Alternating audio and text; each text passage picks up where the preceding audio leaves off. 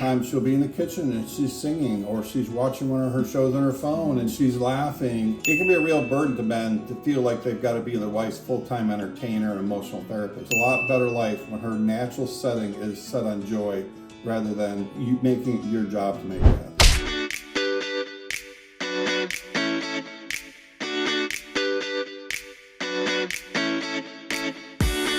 Welcome in to another episode of Foreigner Loves Filipino. So many men have become so frustrated in dating in the West and dealing with feminized women and all the attitude and complications that come with that. And they wonder if there's a better alternative out there where they can find a traditional wife. And so today we want to share with you some reasons that we think Filipinas make superior partner choices than most American women. So let's get on to point number one. It can be a real burden to men to feel like they've got to be their wife's full-time entertainer and emotional therapist, where it becomes the husband's job to make the wife happy rather than her just naturally being happy. And that's one of the things I really noticed about Melanie when we first started dating, and since we've been married, is that her natural setting is set on happy, is set on joy. It's not my job to make Melanie happy. It's nice when sometimes she'll be in the kitchen and she's singing, or she's watching one of her shows on her phone and she's laughing, and there's this just natural happiness about her, and I think about a lot of Filipinas, that really makes life a lot easier than I think what we experience a lot in the Western culture. What is your feeling on kind of why you think you're that way and why you think Filipinos in general tend to kind of just be pretty lighthearted and happy? Yeah, I can say like in most Filipina, like in general, like we are like happy person. Like it's our personality, like to smile. And I think we're born with it. Yeah. You know, like even if it's the hard times, even if it's difficult times, like we have big problems that we've been facing, we still tend to like happy and smile and just laugh about it and enjoy life.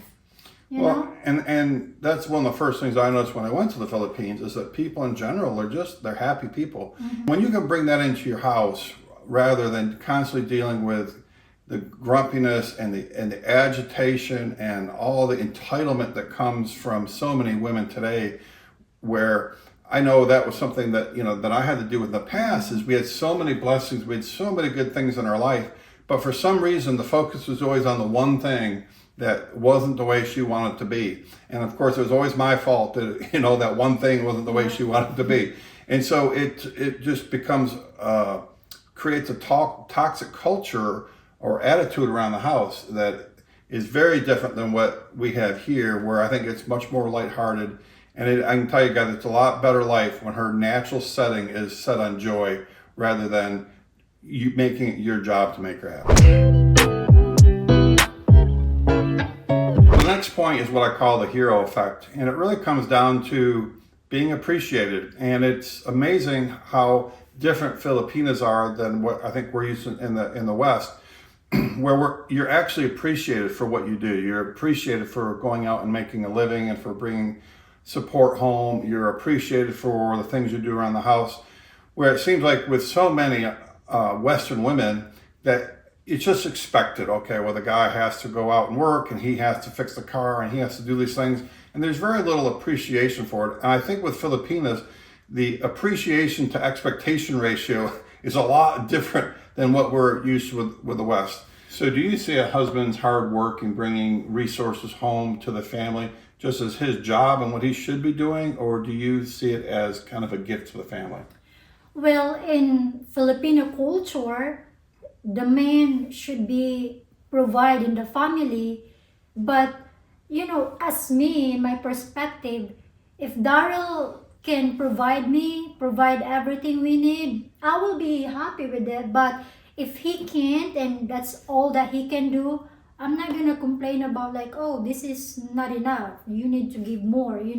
I'm still gonna be grateful that he provide to me, that he do whatever he can. That's like what marriage is. Like, you need to help each other. You're a team, so it's just not about your husband. It's also like you want your husband to also appreciate what you're doing as a wife, Right. what I mean? Right, and we've mentioned this before, but when Melanie first started working, the very first thing she did when she came home with her first paycheck is she wanted to contribute to our family expenses. Even though I certainly could have handled them, I obviously really appreciated the fact that she was willing to help, and she to this day helps. Now, I think it's been good for our relationship because it does make us a team. It makes me realize that she appreciates what I provide, and she's also wanting to contribute to it. It's not all this one-sided thing. Yeah. In the West, being a leader, particularly in your family, is considered a dirty word. That or it's seen as, oh well, if he's the leader, he must be the dictator. Where in the Filipino culture, it is very natural for the man to be the leader. And Melanie has certainly allowed me to be the leader of our family and of our household. And in doing that, it's not like this power struggle for who's in charge and who's the leader. It's much more a complementary thing. And that's kind of why I came up with the captain and his wind. It's like, I'm the captain of the ship. I have the steering wheel, but she's the wind in the sail, helping the family move forward. So it's much more about cooperation and understanding when we work together that we can move the right direction. And in any organization, there has to be a leader. And what I've really noticed is Melanie wants me to lead. It's not like she just lets me lead. Like, even when yesterday we went out to dinner, I didn't even ask her where she wanted to go, because I've learned that she's just always going to say, I don't care. And I just picked a place that I knew she'd like, and it was one of her favorite places to go. And those little things that might be conflicts in so many other marriages that I've certainly dealt with, where just tiny decisions become this power struggle, where with her, she's more than happy to let me lead. And I think the more she allows me to lead, the more it makes me want to be a good leader, the more it makes me want to please her and make her happy. I picked yesterday a restaurant I specifically knew she liked, that I don't particularly, not that I don't like it, but it's certainly not one of my favorites. And I think when a woman allows you to lead, that kind of naturally happens. So what's your feeling on all that? Yeah, because in our culture, in the Filipino culture, just like my mom and dad, my dad is naturally like the leader in our family. He's the one that providing us. He's the one that decide what to do. He's the one do everything, like almost everything. And my mom is just the one who does all the household chores. That's all she does. But my dad is like the superior in the family. Yeah, we have a peaceful relationship because the rules are defined, And I want that to be in our relationship with Darryl too. I want Darryl to lead, not because like I don't have the power to lead, but because like that's what he's capable of, and that's what the rule should be. It should be the man. Well, I even find it, even in us doing this channel, that she wants me to lead. I know, like, there are some subjects that I feel like it would be better if she kind of led the conversation and I kind of added in, but she doesn't really care for that. She clearly wants me, and she's told me, no, you're the leader, and then I'll kind of add in. So I see it in all attributes of our relationship, where Melanie really wants me to be the leader, and she's glad to help. She's glad to be supportive, and she's like, whatever you want to do, that's the direction we're going. And it is really refreshing to be in a relationship where you have someone that is supportive and is helpful, and that you're not having to constantly battle. Now, obviously, she gives her opinion on things. She gives her advice on things. And obviously, I seek her advice on things. The more she lets me lead, the more I want to make her happy. So it actually works to her benefit. And I think that's what so many Western women don't understand about men, is men want to make their lady happy. And when they're allowed to lead, they're going to work harder and harder to make her happy. But when the woman is always trying to take the steering wheel from the guy, and she's always trying to bitch and complain about everything not being exactly what she wants, then it makes him withdraw and become less of a leader, and I think really less of a man. Mm-hmm. So it really is nice to be in a relationship where it's pretty traditional roles, and it's really worked well for us. So this one is called A Lady in Public and a Firecracker for You. And it kind of goes back to the old famous saying of what a man really wants in a woman is a lady in the parlor and a freak in the bedroom. And I've definitely found that to be true of Filipinas.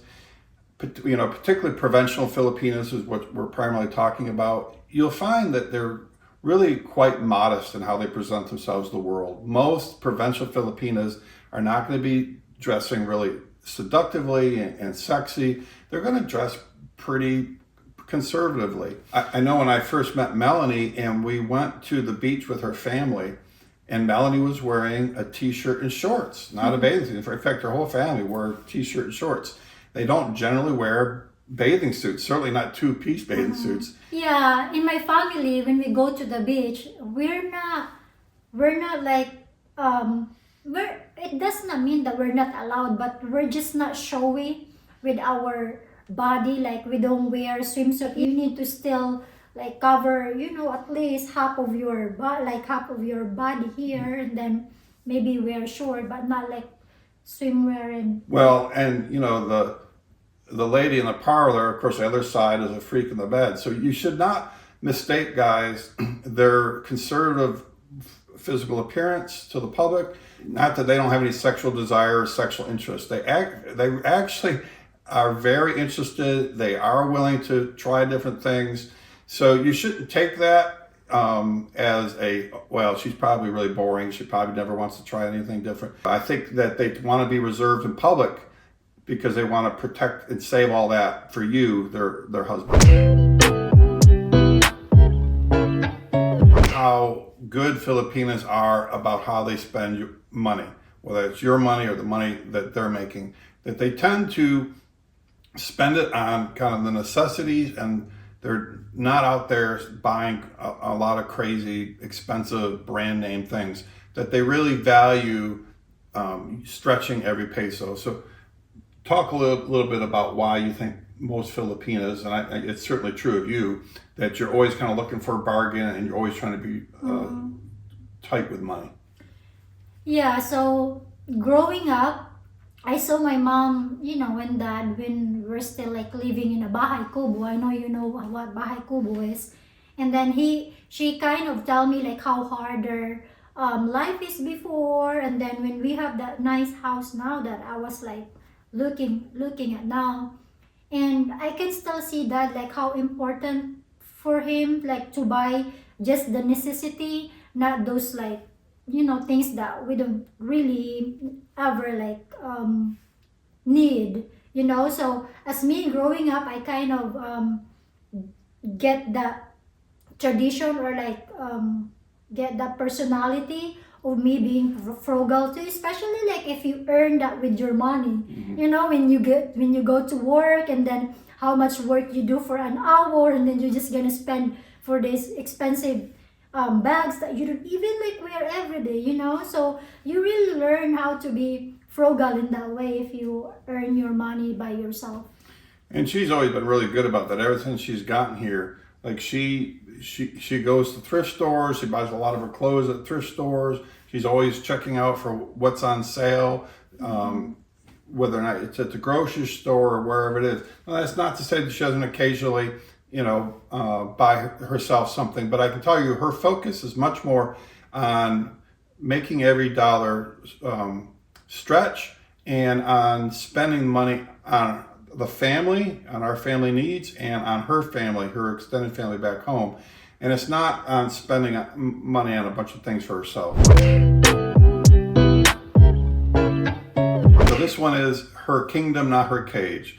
And this is going back to what we've been trained here in the West to believe, that for a woman to want to cook and to want to clean and to make the house a home is like some type of oppression, that that it's demeaning to have to cook for other people or have to clean the house. Talk a little bit about how you view it and how you think traditional Filipinos view doing household chores and doing cooking and kind of making the house a home. Yeah, it's really our love language. Is that what you call it? Love language, or not love language, but it's really like what we want. It makes us joy to do the household chores. Like that's like kind of our exercise. You know what I mean? So cooking, like before when I got here, I don't even know cooking. I don't know any such cooking because my mom always do the cooking for us. So when I got here and then learned cooking, I really like that. I kind of like it. Not because like Darryl pushed me to do something, to push me to like cook for him. It's not about that. It's just like I want to also like feel Darryl that I love him, that I can take care of him, that I can feed him. Well, when she first came to America, she was like, "Well, I don't cook. I don't know how to cook," and I wasn't worried about that at all. I was like, "She'll figure out how to cook." And like I said, it wasn't something I really pushed. I had been single for 12 years, so I'd gotten used to eating out a lot, and we could have just continued to do that. But over time, she has cooked more and more, and it's really because she's really enjoyed doing it. And I knew that was kind of in her because just by viewing her mom and seeing how her mom loved to cook and how her mom do all the household. Did all the chores. So talk a little bit about kind of the example you saw from your mom. My mom just do all the household chores like cleaning, cooking, and doing the laundry. And also I was like helping with my mom. So in my mind, I said, when I also have a family, I want to be like with my mom too. And now that I have my family, my own family, and I want to do the same. And I love household chores, and I love cleaning, and I love everything doing in household chores. The next point is the no exit covenant. And this goes to the fact that in the Philippines, for a number of reasons, marriage is very sacred and it is viewed as a covenant that's not easily broken. They do not have divorce in the Philippines. So they really believe that in the family unit and that when you're married, that you work through difficulties. Very different than what we're used to here in the West, where as soon as someone's not happy, they think that's good enough reason just to leave and go find themselves. And here in America, 75% of divorces are initiated by women. So women normally are the ones that are kind of giving up and bailing on the relationship. And most people, I don't think, realize that. And that certainly was the case in my relationship. It was my wife that wanted it over and left. And I think in the Philippines, both from the cultural standpoint and from the religious standpoint, and from the institutional, like there's no divorce. So speak a little bit about how marriage is viewed as a long-term, lifelong agreement. We don't believe in divorce and we don't believe in separation. We work it out, just like my mom and dad. So they always have big fight, and they never ever like get in their mind that they're gonna separate. I mean, one time like they kind of, but then they're still able to work it out. If you have a problem, all we need is to work it out and figure it out. What is the solution, and everything will be fine. I think it's the way it probably was here in America, many years ago, where it was viewed more as a covenant, where it was when you had difficulties, you found ways to work things out. You didn't just give up because you weren't happy. If there wasn't severe issues like infidelity or abuse and things like that, you would find ways to work things out. I think most people long term are really happy when they've worked out their difficulties and they get to the far end of life. I think your parents are probably really glad that when they were going through those tough years, that they stuck it out and they worked it through it, where I think in America, as soon as there's a few problems, people just tend to give up. I remember when mom, when I was like about to, come here in America, my mom always like give me like good advices. And she said to me that even, marriage is not perfect, that it's always have this fight just like me and your dad before. But always remember to just like, just work it out. Don't say anything that, oh, I'm going to divorce you or I'm going to separate with you. Just let it pass and then everything will be okay. And and then if you, just like what you said, babe, if you pass all this fighting and then at the end, you two will be happy. Yeah, and it gives you as a husband, it can give you some comfort that your wife's not likely just to give up and walk out one day. How many guys we heard the stories that come home from work and their wife's gone and all the furniture's gone. It happens a lot here in America. Yeah, marriage is not about happiness. There's also some, tornness in your relationship. That's why you have a vow before.